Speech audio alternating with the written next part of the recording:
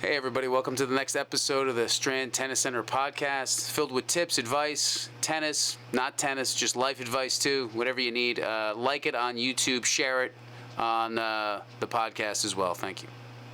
Hey everybody, welcome to the Strand Tennis Center podcast. Hello. Hello, I'm Steve Capo. I'm your host. I'm here with Sunti. What did you get here, Sunti? What do we got? 4 double shots. espresso? Plus 2 more shots. So 4 So you shots. had a 4 shot? Only because I read that 2 shots equals like 1 cup of coffee. So it's like Are 2 you cups of trying to coffee. rationalize having 4 shots? Yeah. Do you pretty much. feel that?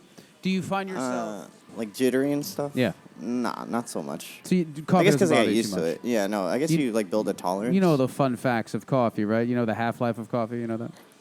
I know that coffee, like the caffeine, like slowly goes into your system, and then it doesn't really fully go in until the end of the day, or Yeah, finish going in. So then So you'll if you be have up. like 200 milligrams of coffee at 8 a.m., there'll be another 50 at probably 8 or 9 p.m. Yeah. It takes 12 hours for it to release. There's a half-life of I it. can't, I can't have coffee after 6. Yeah, that's Like, why I you don't made a have rule. coffee after 6 a.m.? PM. PM. Well, Yeah. that's pretty good. Usually you have Yeah. coffee at 6 p.m., it's going to be in your system. Yeah. So the next day, that's really the issue with, coffee, you know, there's so many different But studies. you gave good, up bad. coffee, didn't you? I gave up coffee And you because just, for some reason, now, some coffee is good for, there's so many different studies about coffee. Right? I think coffee is fine, and caffeine has a good use. Like, caffeine itself is not really, I mean, listen, what is it? It's probably I think 90, was it somewhere in the 90 percentile how many people have caffeine? It's like 90-something percent. It's like the most popular drug in the world, I would assume. And I don't think in any way, if you use it right, it's bad. It's very effective. Like anybody would say, it helps you concentrate, helps you focus. You could use it any tool. It's a question of, again, overuse of anything, right? If you start to drink too much coffee, it has less effect, right? So it's hard. The best bet to do is to wait 90 minutes before you have coffee, so your cortisol You mean, like, is not after you wake up? After you wake up, you don't have Oh. coffee right away, so your cortisol is not blunted right away. You want your cortisol. What happens is it spikes your cortisol right away, and you don't want to do that. It blunts it. You want it to spike your cortisol, Okay. so it doesn't release later. That's why you get. There's so many. That's why you get a coffee crash if you have coffee too soon, because it's Oh. blunting those things. Okay. If you have coffee too soon, you will get the coffee crash later. So if you wait to drink coffee for about 90 minutes, it will help with that crash. Do you think that, because a lot of people put like cream and sugar, that increases the crashing? I don't know. Versus drinking like I wouldn't know black? the answer to that. Is it because you're saying is it similar to alcohol where there's more sugar in the alcohol, you get a hangover? Yeah, something like that. I don't know how those chemical 'Cause, properties like, people work. have sugar crashes when they have too much candy and I guess stuff like that. Maybe I it's feel part like of that it. could I guess help it. anything that raises that dopamine, I guess, will crash. I think. So, yeah, I stopped drinking coffee because I found that. What did I find? Like I thought You sometimes drink I'm tea, though, insane. I right? admit it. What? You drink tea though. No, I Don't don't you? drink tea. Oh, you don't drink- I don't drink anything. I drink some decaf now once in a while, but that's it. You used to have this like herbal looking No, I drink. drink cold pressed tea. Yeah, that's good. Like white tea and yeah. I don't consider when you cold Not press like a bag tea, tea, there's yeah. so much little caffeine in it. There's not that Okay. much. And white teas in general don't have a ton. And but I it's so funny because I go off coffee and on coffee. Sometimes I find that it wasn't good for my digestive system either. I didn't like it. I didn't like it in regards to it used to bother my stomach a bit. Coffee bothers your stomach, and I didn't like that. And I found that I would have problems like being up and down all day. Now I'm just more even, which I like. You do get caffeine's an incredible drug, and you realize how strong it is when you stop drinking caffeine. I mean, it was last August I stopped. You feel like it's just like, what's the point of the world? Like you don't have, I mean, you think about regular drugs. Imagine actually being hooked on heroin or something like, I didn't have coffee and I was like depressed. Yeah. Like you're just like, what's the point of getting up? I mean, it's amazing. And it's just, I would have 1 cup of coffee. Right. It is amazing how strong a drug it is. And it does help with focus. It does help with you getting much more motivated and things like that. But I find that I've just replaced it with something else. I just do an ice bath every morning. It really spikes all those things anyways. So you do need something. You do need a process in the morning. I don't even know what we were going to talk about today. We got off onto that. We were talking about your schedule. We were talking about optimal schedules and things like that in regards to play. But what do you think? We'll go some topical things here. What do you think about the Wimbledon final? Did you watch it? Oh, the men's final? I was here, so I saw like the ending of it. Oh, you were here on Sunday. Yeah, I was here, so I saw the ending of it. It was a long match, though. Yeah. I've been trying to find a replay somewhere online, but you can't find it. Well, they played it on ABC the did? same day. Oh, They did. Yeah. But Alcaraz I'm is happy the he one. won. You saw him in person, right? U.S. Open, like I 2 saw years Alcaraz ago? in person when he was 19, Yeah. on side courts, third round, fourth round. Yeah. It was great. I think Alcaraz is the one player, and I think they were saying on TV that Djokovic, Federer, and Nadal are so special that you have to take this from them. You can't expect to go, okay, I'm just going to put it in play. Hopefully they make a mistake. And Alcaraz did that. He took the championship from him. The last the last game of the match, six first serves in, played the point, didn't hope to win, took it and won, and that's what you got to do against Djokovic. Any of those great guys, because they're not going to give it to you. And I think he's really the only one that's really, lack of a better word, has got guts or balls. Because if you remember during COVID, remember Dominic Thiem played Zverev for the finals of the U.S. Open? Mm-hmm. Stadium was empty. And I was like, this could have been, they're great players, right? But mentally, you're like, boy, this could be any college guys just getting nervous. They were so nervous, hitting the ball so slow, so scared. Yeah. You get so spoiled by Djokovic, Federer, and Nadal being so talented that you're like, everybody's like this. You'll never see those three guys in that same generation again. It's just not going to happen. You get so spoiled. And really, Alcaraz is kind of the only one that's got kind of the physical tools and the guts to be able to take some of those championships away. I think Djokovic, to me, mentally thought, hey, I'm younger than Nadal and Federer. Yeah. I'm going to have 3 years by myself. I'll probably win 30 slams. And he's like, this goddamn Alcaraz, this 20-year-old son of a bitch is going to take some from me. Because I think, Djokovic could win 2 or 3 slams the next 3 or 4 years, right? What, he's got 23? You figure he plays another 3 years. Yeah. 2 slams a year, that's 6. It's 29, right? I saw this thing, I think on TikTok or something, that they were saying Alcaraz has the best of all 3 of those players because he's grown up watching them, so he's learned a little bit from each of them, and that he's a combination of all 3 of those guys. It's a good point. He's got great defense like Djokovic does. Mm. He's got that forehand like Nadal does. Mm-hmm. And he's got the all-court game like Federer, right? Yeah. He can come forward. He can volley. He's got a good slice. Very talented. I'm super impressed how fast he is. I think he's probably the fastest human I've seen on a court. Yeah, he's so fast. He just gets, and I think that's really kind of the X factor is him staying healthy because he's been injured, right? So he'll play a great tournament, be injured, play too many matches. I was surprised he played as recent. Didn't he play like last week? Like I'm not sure. Usually you win Wimbledon, these guys take 3 or 4 weeks off. They wait for the U.S. Open Series.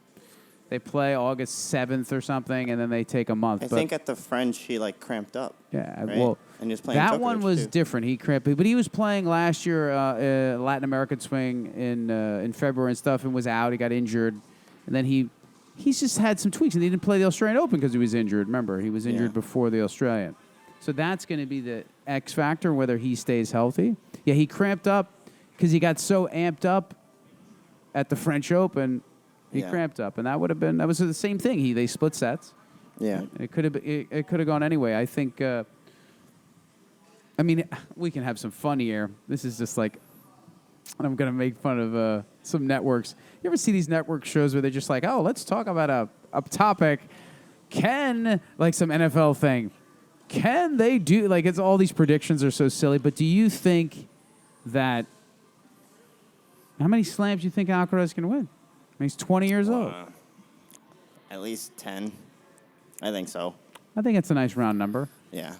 Because you can't say he's going to win 20. You don't know who's going to come up behind him. So, but he's, Djokovic has to retire eventually. Nadal looks like he's a little.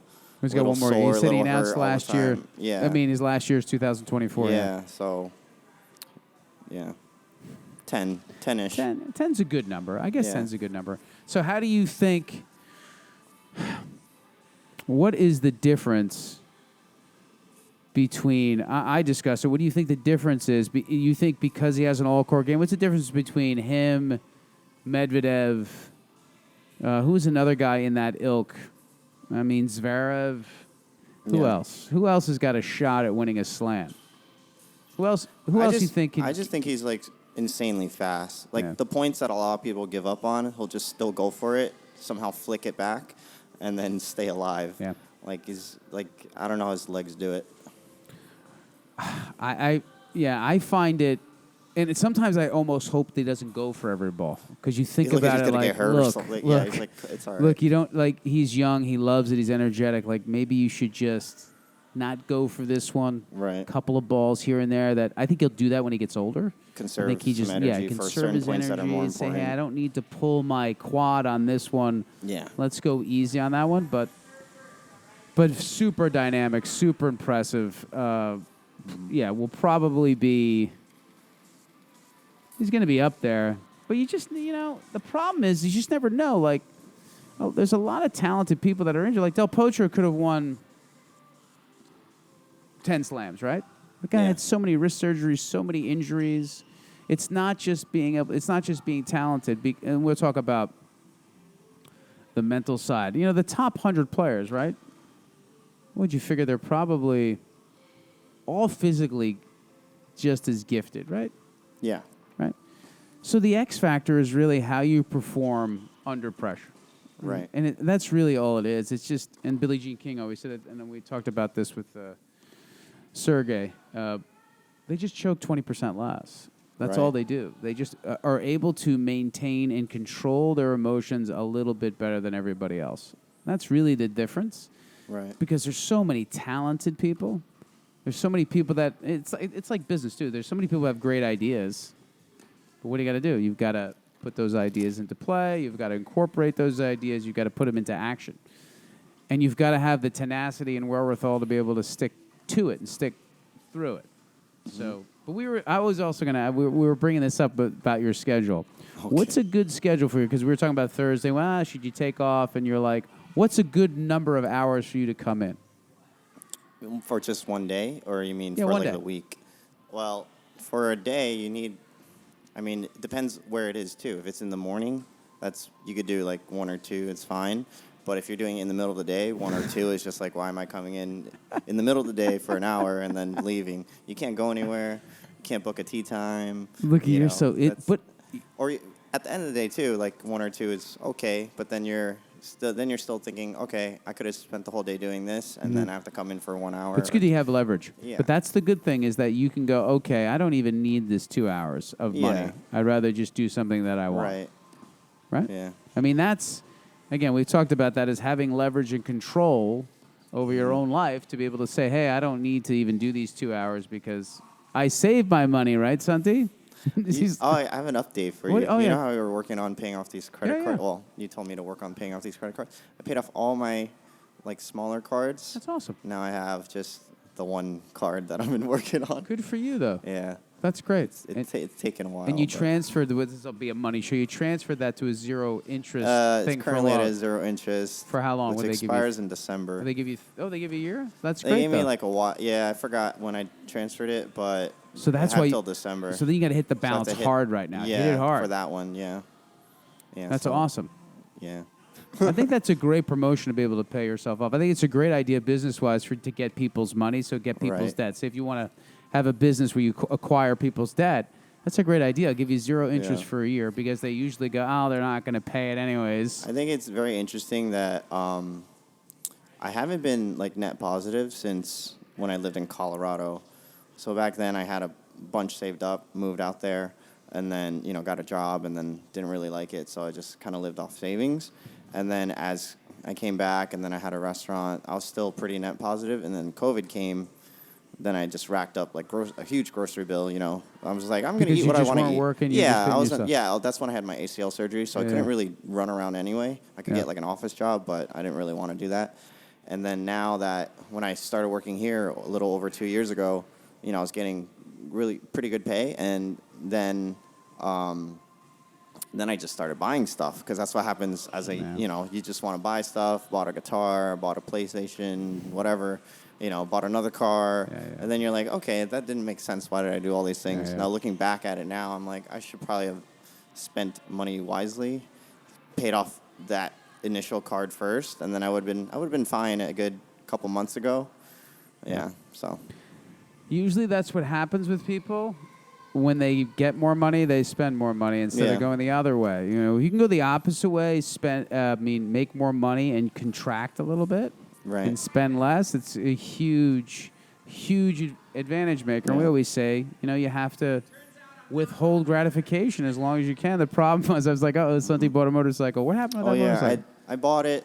The only thing is the top speed, because it's a little it's called a Honda Grom. It can't really go on the highway that well. Top speed is probably 55, 60. So in Jersey, we all drive 15, 10 over. Yeah. So even on 22, you're trying to struggle to keep up. So the only way I could get to work was the back roads, which is fine. But then you couldn't take 78. You couldn't go here. You couldn't go there. So I sold it to somebody on Staten Island. Oh, you did? I only lost maybe $500. Okay. And it was pretty good. It was fun for it was. And then, I have another motorcycle, but it's just not fixed right now. That's my first bike, so. It's just too funny. But look. Oh, yeah, I bought a motorcycle. I totally forgot. I remember. You forgot you bought a motorcycle? I remember when you pulled up and I said, this guy's making more money. All of a sudden, he's got a motorcycle. What's going on? Yeah, but totally forgot about that. Listen, I just wanted to cover a couple topical things. Nothing big. We're going to do another one this week, too. We're just doing a double cast today. Yep. Maybe we can combine them. I don't know. Because maybe this wasn't as exciting. We gave him some coffee tips. Gave him some when to use it, when to do it. But again, with anything, I hope everybody is just trying to be active, trying to do something, trying to just keep making decisions.